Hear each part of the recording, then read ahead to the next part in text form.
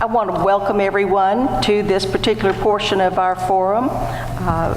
We are looking right now at the candidates for sheriff of Franklin County in the election May 22nd, 2018. And I think it's good that we have an opportunity to present these forums. It does help the community make their selections in this. It's in our best interest to get to know these candidates and find out who we believe will serve us best. So I am going to serve as your moderator for this particular part of our forum, and I want to thank our sponsors, Frankfort Plant Board, Frankfort Area Chamber of Commerce. This has been essential to getting this underway. We have a panel here who will be asking candidates questions. They are Josh Bergeron and Kathy Lindsay. Josh is with the Frankfort Plant Board. No, I'm sorry, he is not. My microphone, I'm sorry, it's going again. No, I meant, I was distracted because my microphone quit working again. At any rate, I'll talk a little bit louder. There it comes back. Josh is with the Frankfort State Journal, and I think most of us in the community are aware of that. Kathy Lindsay is with the Plant Board, and they're going to be asking the questions to the candidates. Each candidate is going to have an opportunity to provide an opening statement. They will be able to answer every question that is presented. They'll provide a closing statement in asking for your vote. Every candidate will be allotted 45 seconds to answer the question posed to them, and they will have one wild card that they can use by raising their hand, and they will be recognized and have 30 seconds to either extend an answer or rebut another candidate's statement, and any of the unused wild cards will be added to the time available for their closing statement. I want to recognize our panel members. All you get to see is the back of their head at the moment. They're sitting at this table between these two cameras, and be sure and let them know a little bit later on what you think of their opportunity to participate in this. My microphone's going again, Zach. So let's just get started with our opening statements. I believe their microphones will be working a little better. And first up, we have, as you can see, left to right is Pat Melton, and on the right side, looking at the table, is Chris Quire. So I believe they drew numbers on there, and Chris is going to make the first opening statement. Chris? All right. Good evening. Thank you all for coming out, and thank you for hosting this to the Chamber and the Plant Board. My name's Chris Quire. I'm running for sheriff of Franklin County because I have a burning desire to be a community leader. I started my law enforcement career 18 years ago as a parking enforcement officer. Then I was hired as a court security officer and moved on to deputy sheriff. After graduating from the academy, I came over to the Frankfort City Police Department, where I've served ever since. I managed to go from patrolman to sergeant to lieutenant, and my current rank is captain. During that time, I've always placed a lot of my attention on community programs such as the Citizens Police Academy, the drug take-back programs, and also the South Frankfort foot patrols, bike patrols, things like that. I've always been out in the community working on partnerships, so I want to continue those efforts as well. So I ask you to consider listening to all the information we have tonight, and you'll have a choice between two candidates. Thank you, Chris. Pat, if you would give us your opening statement. Thanks. First of all, I'd like to thank the Frankfort Area Chamber and the Plant Board for hosting this event and all that you do to make sure that citizens of Franklin County are well informed. 7 years ago, when I campaigned to be sheriff, I committed we would go after the drug dealers, increase patrols in all four corners of the county, create and work with active neighborhood watch programs, start the text-to-tip line, and overall make Franklin County a safer place. So let's look what we've accomplished. We've had done more to eradicate drugs than any other previous sheriffs combined. Drug dealers are on the run. We have more neighborhood patrols and watch programs. Our children, teachers, school staff in the Franklin County Public Schools are safer. Our text to tip and most wanted has resulted in hundreds of arrests and convictions. And when it comes to collecting your tax dollars, we have collected well over $150 million in every penny accounted for. All under my leadership in the last 7 years. I'm asking citizens of Franklin County for another 4 years so we can continue to work to make Franklin County a great place to live, work, and play.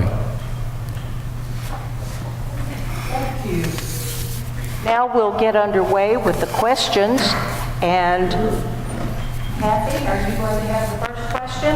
I think I am. So let's get started. I'm going to give you an easy one first. I'm going to be reading questions that have been submitted either to the chamber or just people who might be asking questions and asked if I would ask them. So I'll give you an easy one first, just to get us rolling. And you both kind of addressed it in your opening statement, but can you tell us why you want to be sheriff and what makes your approach different from your opponent? Who goes first? Do you want to address Chris with that Chris, first? yes. Yes. Well, I kind of touched on, like you said, I have a burning desire to be in community leadership, and of course, Sheriff Melton and I are two different people, so we certainly have different ideas. One of the things I want to do is work on office integrity. I want to implement the first body cameras in local law enforcement agency-wide, and I also would like to be a good steward to your tax dollars. I think there's ways to improve our spending. The audits and the budgets we all harp on. I'm sure Pat's probably tired of hearing it. But that's one of the things that, you know, I can bring fiscal responsibility. Why do we have to choose a law enforcement sheriff over fiscal responsibility? Why can't we have both? And that's my goal. Thank you. Same question? After the 7 years that I've been sheriff, I love my job. I love what I do. We've got an awesome team of men and women. The one thing that I've learned, the more you do, the more apt you are to make a mistake. If you don't do nothing, you don't make any mistakes. I'm very proud of our record. I think our record speaks for itself. I've given everybody every reason to be for me and not against anybody else. I think that our numbers represent themselves well. We have made more drug arrests than anybody, ever. We've solved crime. We've got patrols out in the county. We've made it a full-service sheriff's office. We achieved accreditation, which is huge. And we're a hub right now in the sheriff's office for community activities and community events. Thank you. Josh, do you have the next question? I've got it. Since Happy Quire started, maybe we'll start with the sheriff on this one. Talk a little bit about an experience you've had that exemplifies your qualifications to lead a law enforcement agency. Maybe a story or an anecdote. Well, I think again over the last 7 years, where we took a sheriff's office from out of the 20th into the 19th century up to the 21st century, the equipment, full-time patrols. I'm very proud of a partnership that we have with the Child Advocacy Center from Lexington. We're doing CAC interviews every Monday now in our sheriff's office. Probably the most humbling thing is, I had a young lady, I was out putting up signs a couple of weeks ago, we walked into Captain D's for lunch. The young lady said, "You don't remember me, do you?" I said, "No, ma'am." She said, I was the picture. You all arrested me. You did a search warrant and you were there." And I said, "Well, I sure don't recognize." She said, "Thank you for saving my life. You made a difference in my life. I've now got my kids back. I've got steady employment. I've got a great job thanks to you and your team." Thank you. Chris, do you have a response? Like I was saying earlier, all the promotions I have, I've had 1,700 training hours at Richmond, and I'm currently finishing up my bachelor's degree in police administration, so I think all those tools would help me be a great administrator. I've had a very successful law enforcement career. I could share lots of stories with you, but what I will say is we'll run a sheriff's office we can all be proud of. Thank you. Do you have another question? I do. We'll start with Chris on this one, okay? As sheriff, you'll be seen as a leader in the community. So what do you consider the top 2 characteristics of an effective leader? And what experience do you have that exemplifies those characteristics? Well, integrity is always one. You know, you can't buy it or steal it. You have to earn it. And once you get it, it's very easy to lose. So that's one of the things we teach in our household to our kids. Once you have a good name in this community, especially from business ownership, you know, you get your business from word of mouth. So integrity is certainly at the top of the list, and just having a good, honest name. And that's one thing I'll certainly do. Okay. Same question? You know, I think obviously community involvement is huge. It's one of the traits, and obviously being sheriff's not an 8 to 4:30 job. I believe in servant leadership. I won't ask my men or women to do anything that I won't do myself, and I believe in that. I think you've got to lead by example. I think you lead from the front, not the rear, and I think those are some of the qualities that I think I exhibit and have exhibited. We've taken and achieved accreditation, which is a tough standard to achieve. We've had some great audits. We've had a few not so great. But if you do things, you're going to make mistakes occasionally. Thank you. We have Pat up for a question initially. Do one of you have a question to propose to Pat? Oh, yeah, I've got lots of questions. A lot's changed about policing as compared to maybe 10 or 20 years ago, especially in recent years. What's your opinion about how a sheriff's department or a law enforcement agency in general should police and serve its residents and businesses as well within? I think there's a couple things there that we can address. Number one, I think your sheriff's office has to reflect your community. I think you've got your people, your men and women, ought to reflect the community. Obviously, what was good 20 years ago or 10 years and even 5 years ago, you know, in the last 6 months, we've seen a transition from heroin to crystal meth.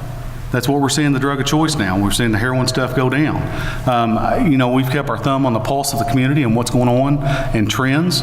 You know, it's one of those things that you have to keep your eyes out and keep your thumb on the pulse of the community, and that's what we're doing. I think you got to do that to be successful in the office, because tactics change every day. So you got to stay on top of that and know what's going on in your community. I believe community partnerships between local law enforcement is very important. I have a different opinion than the current sheriff of partnerships. I think it's a well-designed, thought-out plan that you execute together, and everyone at the table should have equal input. You know, you don't, if say you come in the city as a deputy and you make a drug arrest and the city shows up, backs you up, and then, you know, 15 minutes later you see the sheriff touting about teamwork on Facebook. To me, that's not teamwork. Teamwork would be a joint narcotics team where you work together and you all get the same credit. Do we have another question to go? This one will be addressed first to Chris. Sure, I'm ready. So relative to all the responsibilities of the sheriff's office, how important do you feel that the fiduciary responsibilities are of the office, and what about your experience makes you qualified to handle or continue handling the fiduciary responsibilities of the sheriff? Are you saying judiciary? Money, financial. I have, you know, the business going, and I have a business mindset, so that requires you to have a budget, and you can't spend more than you take in. So I understand the value of a dollar, and I also understand if you have good people in the places they should be, that you don't rubber stamp the receipts. You're accounted. As the department and the agency head, you have to know exactly what's going on, so every cent would be accounted for. It wouldn't be something I recreated. I could actually show you on paper that every cent would be accounted for. Sure. Obviously, with the new judicial center, you've got a 103,000 square foot facility. We've grown the office because we've had to. You went from having 3 or 4 court security deputies to 103,000 square foot where you're protecting 5 judges. You have the Commonwealth and County Attorney. That made a huge increase in our budget. Handling the money, we collected well over $150 million and accountable for every cent. That also includes vehicles being donated to the sheriff's office, getting reused military equipment, and things to save taxpayers money, and grants. And we've gotten hundreds and hundreds of thousands of dollars in grant money to pay for equipment and for things that are needed in the sheriff's office. Can I follow up on that? Certainly. You talked a lot about what you do, but can you talk a little bit about your experience, maybe examples that show that examples of your work, maybe? Well, we've turned in, over the 7 years that I've been sheriff, all but 1 year, we've turned in excess fees every year, whether it be a little bit or a lot. This year, we're slated to turn in right at $13,000 in excess fees. Being a fee-based office, we're a little different than everybody else. You start off January 1 at zero, and you start collecting taxes, and that's when you make the bulk of your money. So by November 15th, you've got 6 weeks to know what you've got in that budget, and you got to know. Because if not, it's awful easy to go over or go way under if you don't do it and use it. Okay, do we have another question posed to our Panel. I've got a fun one. And we'll start with Sheriff Melton. Name one quality you admire in your opponents and why. I think hard work. Chris and I are friends. Everybody, you know, it's not something that we hate each other. It's not. I like Chris. We've been friends before this. We'll be friends after this. It's not, I'm running for the office of sheriff. I'm running to keep my job. I'm not running against anybody, and that's why I said I've given you every reason to be for me and not against anybody else. And I feel strongly in that. And I think if you look at anything that we've done, that we've said, that we put out, I've got nothing against Chris Quire. Chris is a fine Christian young man. I've got nothing against him at all. I think our friendship, and we can still laugh and shake hands, and we've actually made light of things when people die if they see us talking together. You know, I've got nothing bad to say, nor will I. You know, like Sheriff said, we've worked together for the last 17, 18 years. So what I tell my supporters, we all have to live in this community. So once this is over, guess what? All the things you said, it's like bullets, you can't take them back. So be very careful who you make mad, you know. I want us all to get along at the end. Pat has a work ethic also. And, you know, I'm not running a negative campaign, but if I'm asking you to fire him and hire me, I have to give you some reason. So if you see something you don't like, it's not mudslinging. And I'm not talking about your family or your kids or anything else. I'm talking about things that you've done, your record. So don't think we're running a negative campaign, because I'm not, you know, and sometimes if supporters do things, you can't control them. Pat could vouch for his, I'm sure. So just remember, we all have to live here and get along when this is over, and we want to. I've got one to start with Captain Quire. What do you believe is the most significant challenge facing the sheriff's office in the next, I don't know, 4 years or so?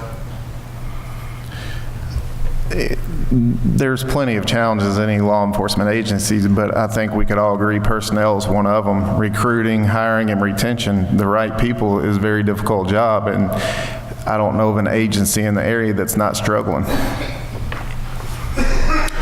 Funding, with the retirement benefits that's going up, obviously recruitment, retention, everybody. I mean, Frankfurt's, I think, 15 down right now. All across the state, it's a common theme, it's a common problem. And also just in general, the times.